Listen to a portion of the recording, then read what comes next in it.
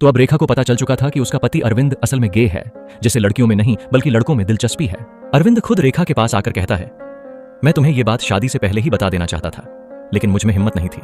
रेखा चुपचाप उसकी बात सुनती है और धीरे से पूछती है, तो क्या यह बच्चा तुम्हारा नहीं है? अरविंद सिर झुकाकर जवाब देता है, नहीं रेखा, तुम्हें प्रेग्नेंट करने वाला मैं नहीं बल्कि मेरा बाप है। हर रात मेरी माँ तुम्हारे दूध में नींद की दवा मिला देती थी और तुम्हारे सो जाने के बाद मेरे पिता तुम्हारे कमरे में आते थे। ये सब सुनकर रेखा के पैरों तले जमीन खिसक जाती है। अगले ही दिन वह अस्पताल जाकर अबॉर्शन करवा लेती है।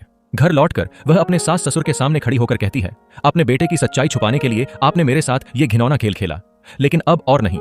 जब उन्हें पता चलता है कि रेखा ने अबॉर्शन करवा लिया है तो दोनों मिलकर उसे मारने की कोशिश करते हैं। जब अरविंद बीच में आकर रेखा को बचाता है तो वे उसे भी पीटने लगते हैं। कुछ देर बाद रेखा अपना सारा सामान बैग में पैक करके घर से बाहर निकलती है।